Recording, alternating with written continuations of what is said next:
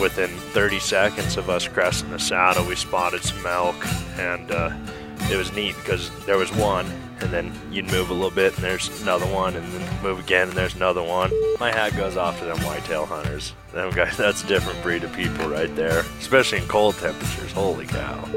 I got chili mac all over me.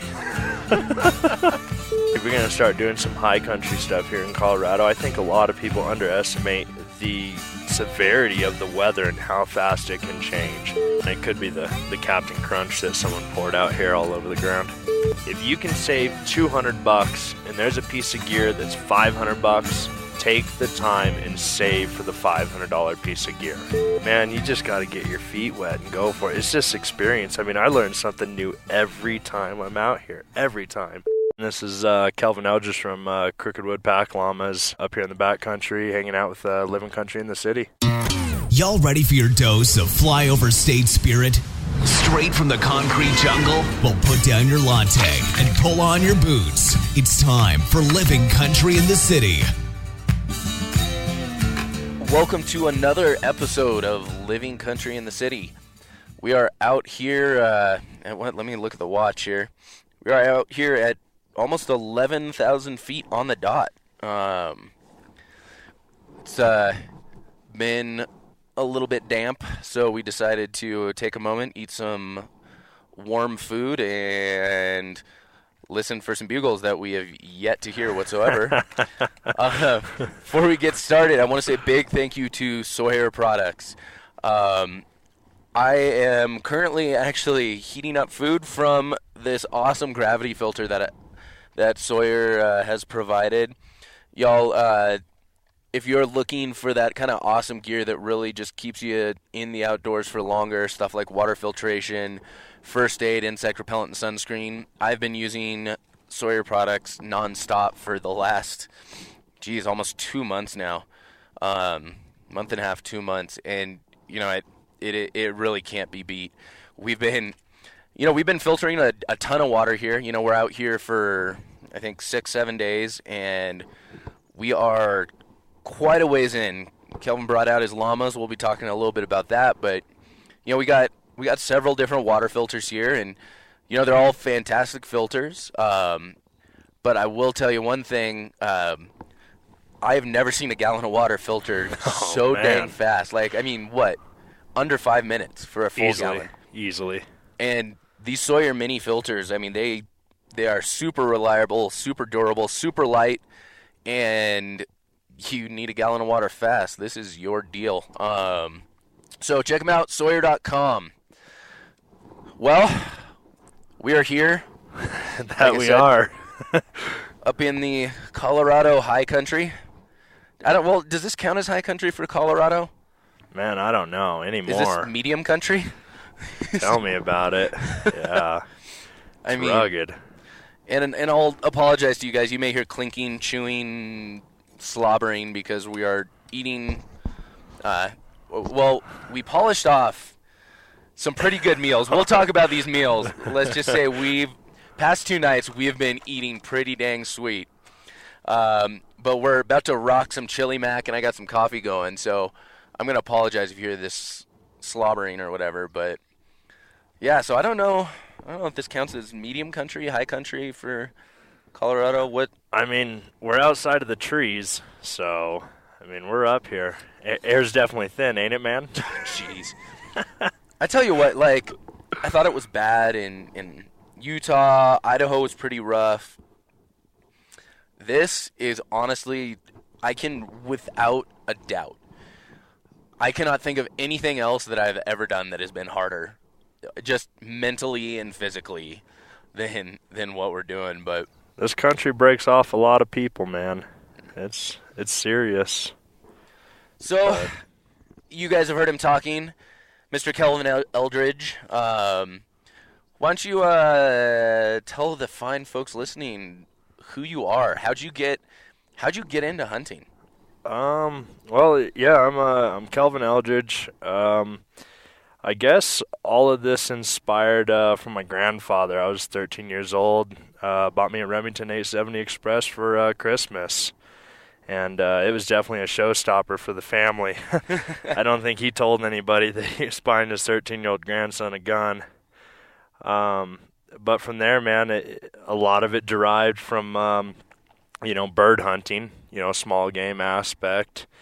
And it stayed for that for numerous years, probably 12-plus years before I actually started to pursue big game. And once I did, boy, I got a knack for it and went full-fledged at it, Oh, yeah. Didn't slow down in the least bit. And the high country has definitely, been the calling for it for sure, hunting everything above tree line.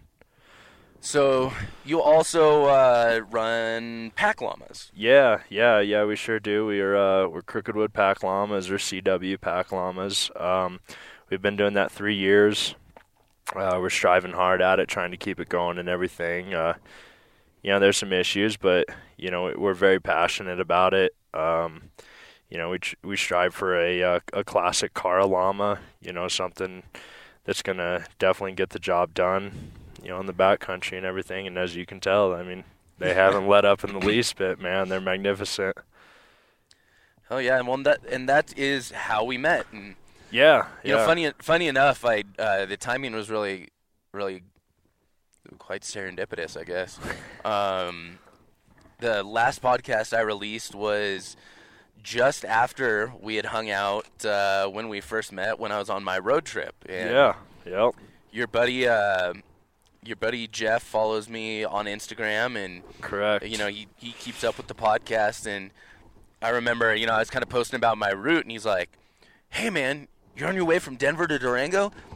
You need to hit this dude up and and go meet him, and they run the pack llama races and this and that, and yeah, that's a fun time. That's crazy." And that was like a while before the trip even that I remember he introduced, and that was kind of like when I'm like, I don't know when the hell I'm coming through, yeah. But yeah, I think a couple of days before when I kind of figured out when I was leaving Denver, I hit you up. We met over at the Burrow, grabbed some breakfast, and then man, yeah, came out and went on a llama hike. Sure did. Yeah, you drank the Kool-Aid, man. You got hooked. Heck yeah. Well, and then, we're talking, and you're kind of telling me about this spot. You're like, yeah, we've been hearing it just lighting off all last year like crazy. It sounded like a war zone. And so I'm sitting here thinking, I'm like, wait, so you're inviting me along on this. You got bulls lighting off. You know where the bulls are. You got pack llamas, so we got a nice, comfortable camp, not carrying a ton of stuff. I would have to be crazy to to not agree to this. And well, we're back. I think I had to be a little crazy to agree to it. Yeah. Albeit there's been some unexpected turns on this trip. Yeah. No, there has. We've stayed after it, though, I'll tell you what. Keeping the drive. So, how many bugles have we heard since we've been here? Well, I mean, if we can distinguish between coyotes and bugles, maybe one. I don't know. We're not fully convinced. Half asleep, I got excuses. But my dreams and ambitions, it was an elk bugle. Well, it hasn't been wholly unsuccessful of a trip, though. No, it sure hasn't. Shoving chili mac down. Okay. Well, like we said, folks, we're going to be eating chili mac this whole time. Which, if you do not believe chili mac is the best mountain house there is, something wrong with you. There's something absolutely wrong with you. I will fight you. My buddy swears by beef stroganoff. I've had the beef stroganoff. It's pretty good. The lasagna's good, too. No? I'm out. No. No lasagna? What about the spaghetti? No. Well, I don't know.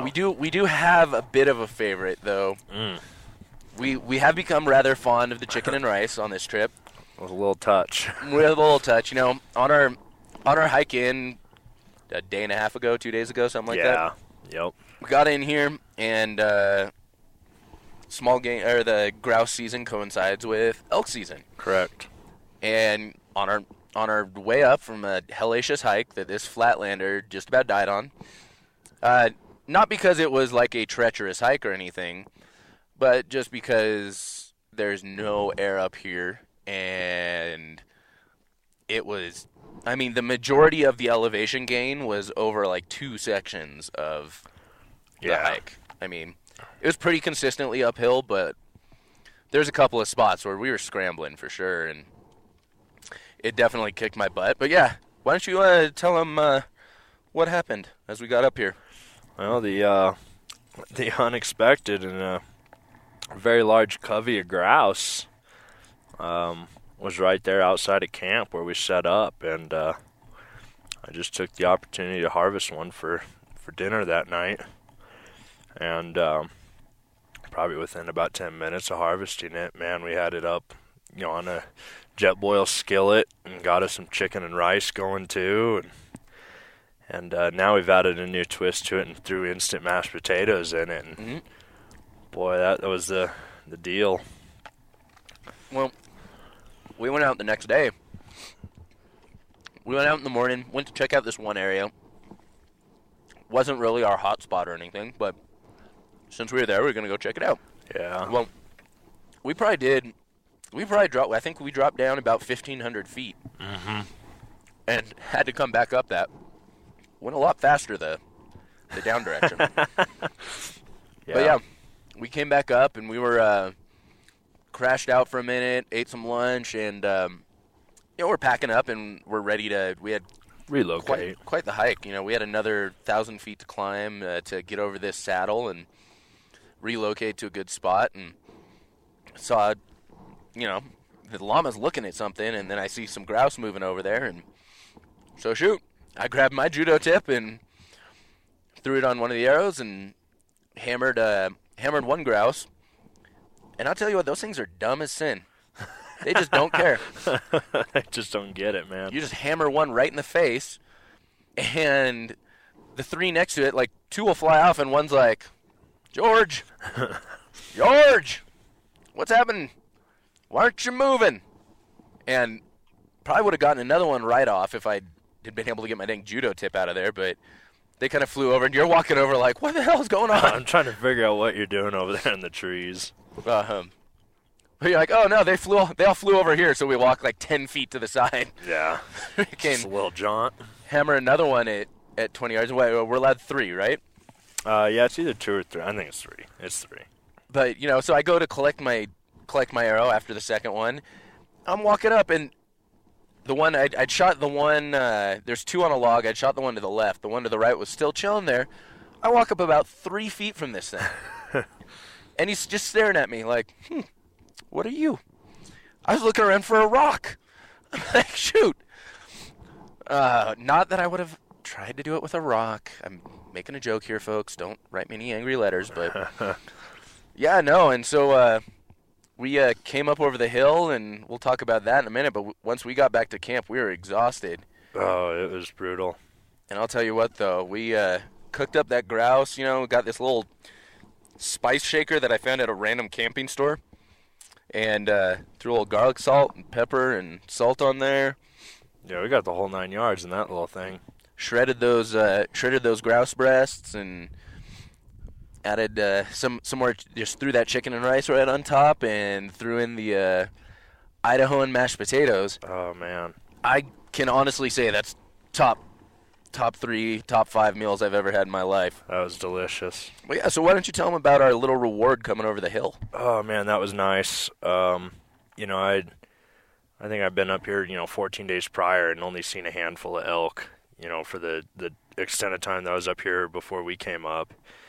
And I think there's been about a week and a half lull, in between that time. And we came up here, and the first area that we generally set up on, it wasn't looking promising, and a lot of people are, equating it to the drought and stuff like that, and it being drier and whatnot. And so we decided to relocate, and it was quite the work to get over. And as we came over the saddle, it wasn't within 30 seconds of us cresting the saddle, we spotted some elk, and that was a huge relief, big morale booster. And it was neat because there was one, and then you'd move a little bit, and there's another one, and then move again, and there's another one, and that was cool. So we decided to tie up the llamas and go ahead and kind of make a pursuit, some kind of move on the elk as they were moving across, and kind of find out there was a bull down in there, and that really picked our spirits up big time.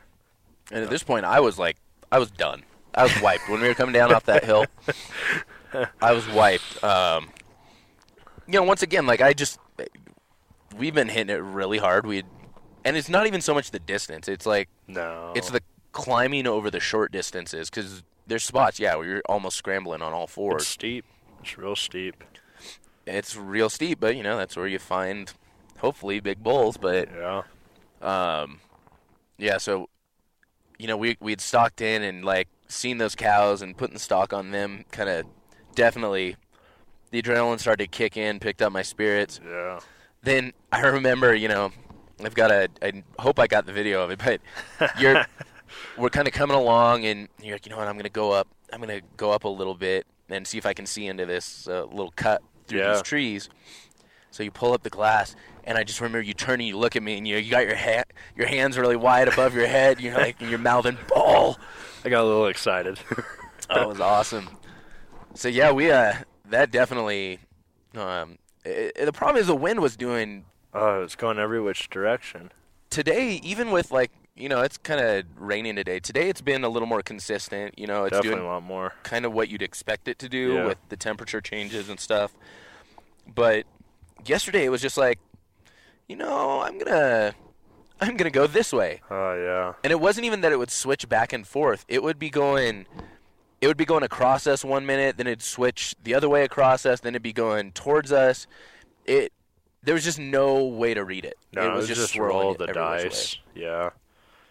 I wonder if the sun setting, just at the time that we caught it as we crossed the saddle, if that was playing a pretty good factor in it, and the terrain features that are changing right there. I mean, you're going from a rock face, which is going to have a different temperature than the clearing that's filled with grass, and then you're going into a timber patch, And that's where I looked over at you, and I was like, man, the wind could change, completely in between, the 100 yards that we got to close in between him and us, Mm-hmm.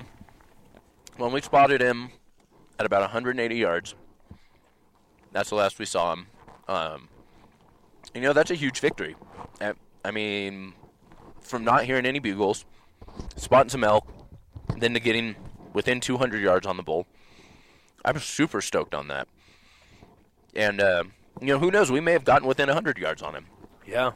But we made our way across, and, don't know if we got winded, don't know if he just decided he didn't want to be there anymore and feed his way off, but we could not find hide nor hair of that. Gone. That sucker. Goes to the forest, man. Yep. And it could be the Captain Crunch that someone poured out here all over the ground.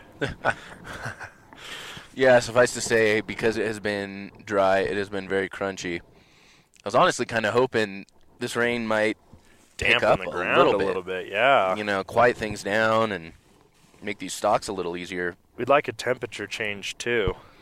Yeah. Don't they know they're supposed to be getting after it? You would think, man. It happens every year about the same time, and boy, this seems, a big lull. Like I said, last year we were in here.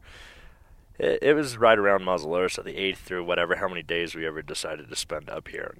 I mean, that drainage erupted. It was just a war zone. It was crazy. And no, I wasn't hearing dudes down there with bugle tubes. I mean, I know it was elk.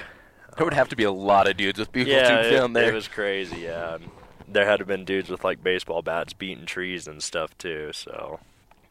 Got a whole army of hunters bugling at each other. Going in circles. But yeah, I mean, the temperature's definitely warmer this year. It's all the different stuff, but it's they got a rut sometime, Yeah, it's got to happen. I don't know, so maybe, like we were saying, if you got a first rifle tag out here in Those Colorado. guys are going to make out like a bandit. Man. Yeah. We even had snow on, it was the 9th, the 10th. It was the second day we were in here last year. We got about 1.5 inches of snow. So, I mean, we haven't seen any snow yet up here. Just cold rain. Yep. Well, and hopefully, we tried some stuff. We tried calling, we tried bugling. Not a damn word, not a single word out of that. But not even like a little peep or anything. Nothing. Just silence. We even tried stand hunting.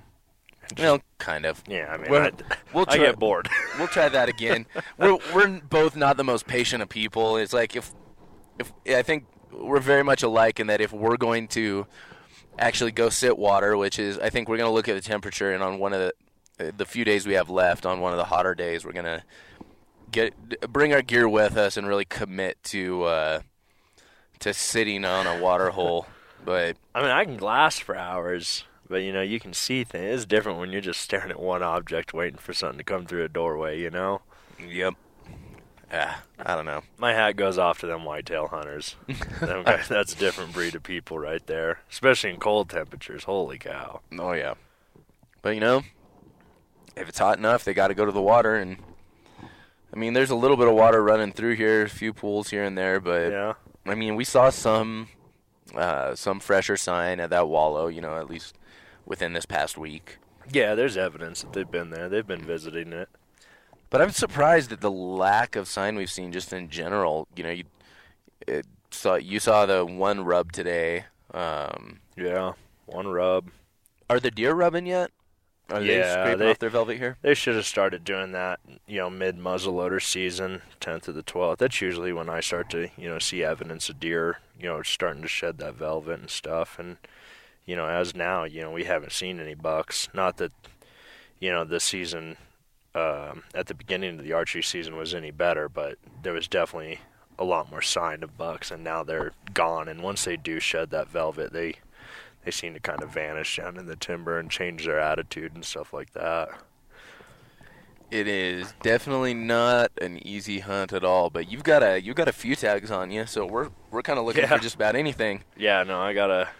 Boy, we're gonna eat some tag soup if this doesn't change, man. We're gonna have to call some friends over to help us eat all these tags. Well, maybe we can mix it up with some chicken and rice Mountain House. Right, it'll be tasting just right. Yeah. No, we still got a few days left. We're hoping that we'll get something done out here, but it is definitely, regardless of what happens, nobody can honestly say that we didn't work for it. I mean, we've been out here hitting it hard for a couple of days, and we got several more ahead of us, and I know personally, I think I'm dying. It's amazing. It really is amazing. And I thought, after, because I spent a day in Durango. I spent, I think about a day and a half up at your my place before we came out. I mean, I know there's definitely a little bit lower elevation than what we're at, but I thought by now, after 4 days or so at a decent elevation, like I would have acclimated a little bit more. I tell you what, I can't go 100 yards before my lungs feel like they're just on fire. Yeah. It's a tough thing, man. 'Cause I feel like the soreness you can kind of work through, you can push through, you can ignore it a little bit more, just give yourself the whole, it's all mental speech, Yeah, what'd you say? Mind over matter, but matter eventually catches up or whatever. Yeah, and is very, very angry. Yeah, that was when we were going up, and I always have this thing when I'm hiking, and when it's just kicking my butt, I get to the point where I'm like, I need to stop, I need to take a break, I need to rest, or wherever I want to. I don't want to call it quitting because I'm still going up the hill, but like wherever I want to take that rest. And then I look up and I look for like the next big feature or whatever, whether it's a tree or a rock or the little flat bit or something. And I'm like, okay, that's my goal. I can't stop until I get to that. So it's like when I'm at the point I'm ready to quit, that way I'm at least pushing myself a little bit further every time. And it's tough. And I think I was at one of those points where there's this little rocky outcropping. We were coming up to come up over this saddle, and we were probably about halfway up, and I'm like, all right, here we go. And that was very much a gonna make it. Oh, and I just about tried to run up that hill. I couldn't even pick up my legs anymore at that point, and then got this guy here, friggin' mountain goat Kelvin. But you've had a little more, one, experience at elevation, and two, you've got a bit of a background in this. You've been hunting a little bit longer than me. Yeah. Yeah, I know. I definitely came acclimated to this, and I think it was either last year or the year before last. I spent 27 days straight, so I try to live up here as much as I can. I love it. So what would you say somebody wanted to come, maybe not in this spot, because then the answer would be llamas. But what would you say? It's always llamas. Yes, the answer is always llamas. What would you say would be like the most important thing someone could do to prep for coming out for like a high country Colorado hunt? Boy, I mean, there's a lot of factors that play into that. I mean, as you've noticed, obviously, the air, the elevation is a huge factor. You can hike, but until you get up here and realize that you cannot breathe in some cases, and terrain's gonna dictate as far as the degree of angle of the terrain that you're hiking. So that's one. I mean, definitely conditioning your body and stuff like that.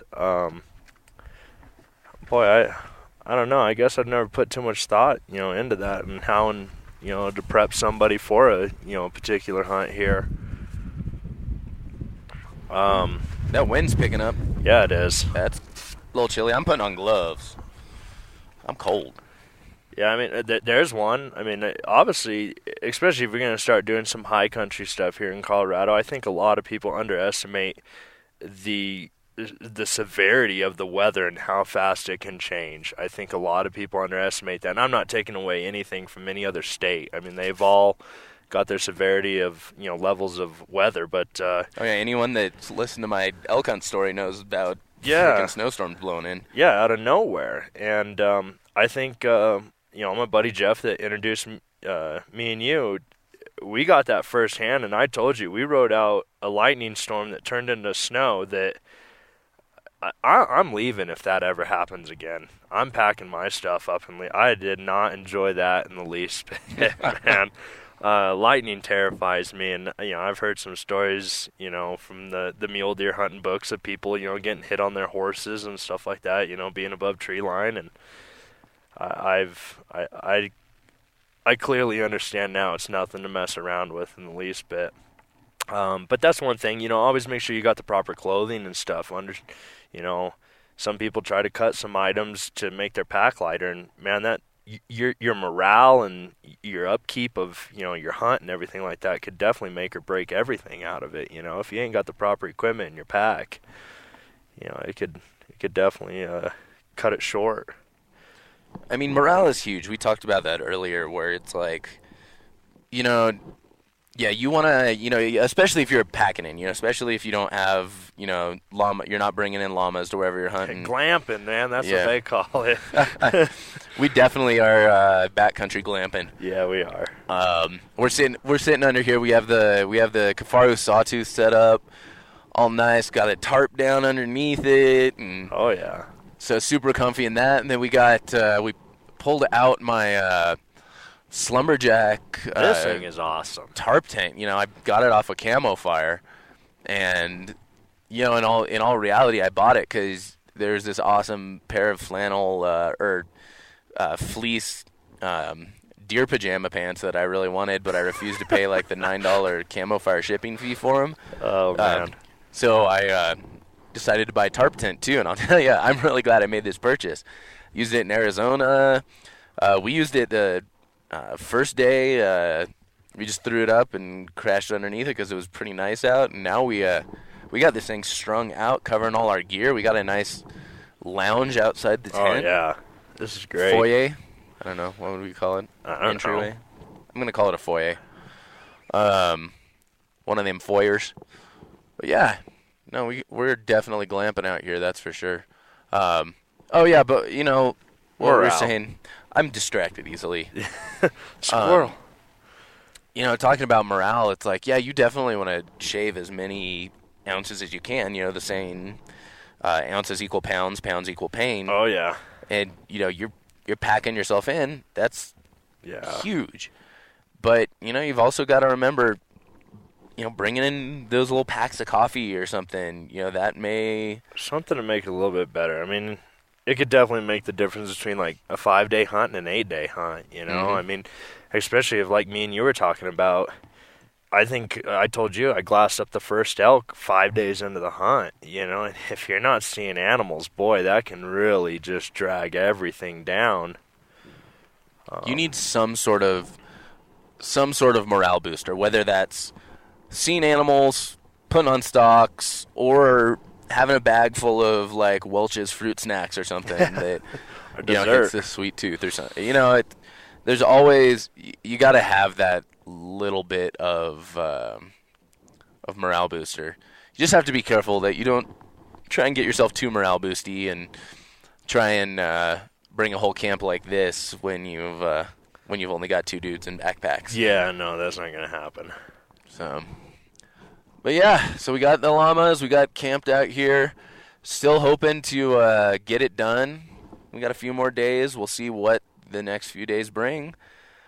But you know, it's been a pretty successful hunt so far. Like I said, you know, got some grouse, had some good meals, some good time hanging out. We've been laughing our asses off the whole time. Man. I really do wish I had the GoPro running for like 90% of the time we've been talking. Did you see those llama tracks? Oh, jeez. Kelvin, hey, did you bring your llama tag? I think I'm seeing llama tracks. He's like halfway up the mountain from me. I don't see any up here. I'm going to keep walking and see if I can find any. Oh, goodness. Yeah, I guess you had to be there. I guess, I mean, funny. Delirious, you know, we're just...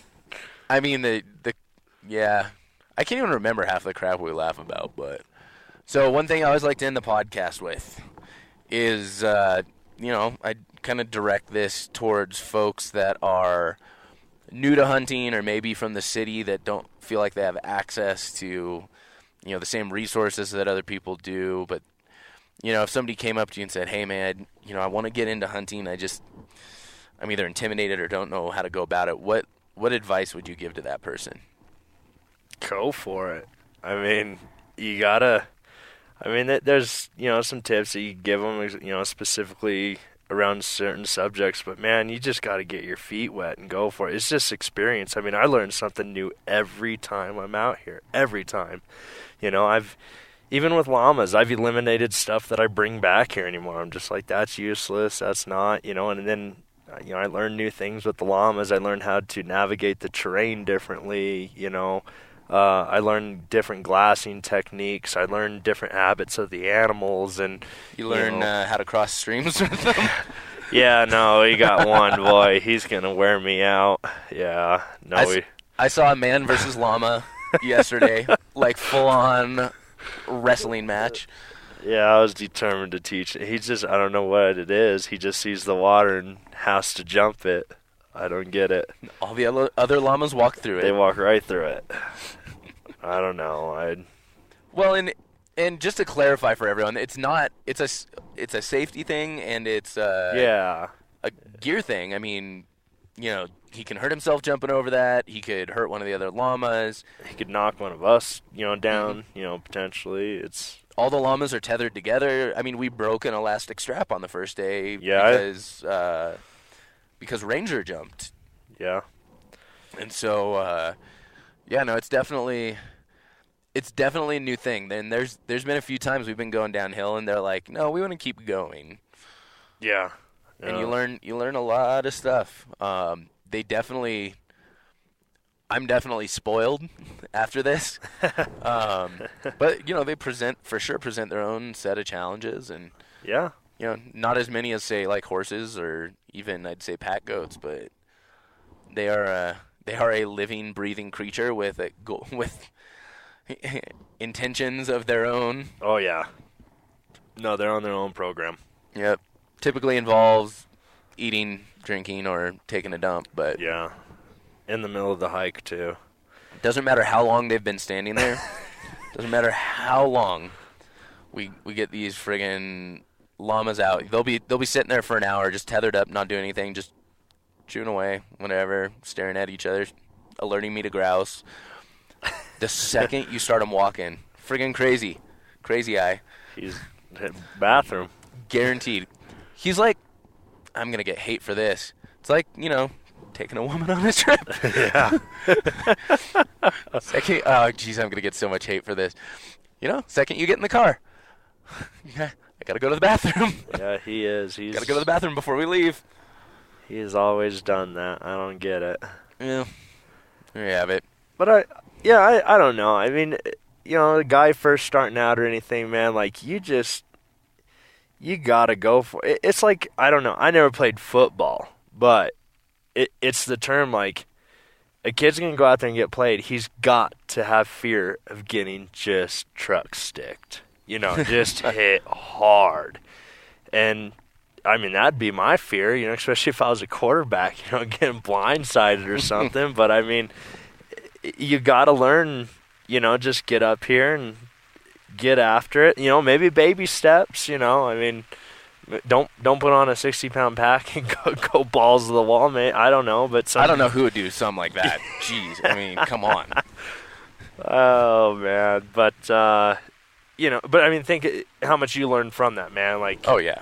Just aspiring off of it, building blocks and everything. Like, that's, I don't know, just going for it. Like, I didn't know a thing about pheasant hunting and stuff when my grandfather first bought me a shotgun, and we got out there, and he didn't know nothing about pheasant hunting either, and no, I'm not sure. Quality gear, that's one thing, man. I mean, my buddy Jeff is adamant about that. If you can save $200 and there's a piece of gear that's $500, take the time and save for the $500 piece of gear. Like, when you're out here, a lot of people like, oh, you just bought that, because it's a name brand thing. Well, not necessarily. Like, that plays into that morale, that plays into that safety factor, everything. If you're out here and your pack fails, your tent fails, something gets wet, something tears, like, life ain't gonna be easy after that. Like, yep. You need to ensure that you're using quality gear. Quality gear. That's once, cry once. Yes, there you go. Yeah. Well, and that's the thing. Yeah. And this is not always the case, but generally, you buy some lower end, you're going to be replacing it a lot sooner. Yes. You buy. And by the time you do replace that, you've paid for the other one. Exactly. Exactly. One that, and sometimes you got to buy what you can afford. Yeah. You can't. Not all of us can afford to go out and buy a pair of Swaros or, a full set of Sitka or First Light or whatever. But at the time, buy what you can afford, but definitely strive. Yeah. So here's a question for you. If you had to pick, let's say, 3 items. Say, your guy's building out his hunting pack, or, brand new to all this. He's like, okay, I've got this much money. I'm going to buy, like, the quality stuff first and then, figure out my budget for the rest. What 3 items would you say are the most important to buy quality gear? Me, personally, rain gear right off the bat. I will not skimp on rain gear in the least bit. But that's, some of the scenarios I've been in. Number 2 would be a pack. That's kind of the unit of what everything is established around. That needs to be very quality. And then your shoes. Me and you talked last night. I don't wear boots hunting. I wear trail running shoes. I got to deal with some, like, Tyrannosaurus Rex raptor toe thing going on, but the boots just destroy my feet. And obviously up here in the country that we're in, you can tell, like, it's ground pounding. It's one foot in front of the other to get anything done around here. And if you ain't got a quality, tire on your foot, you're shot, Yeah. And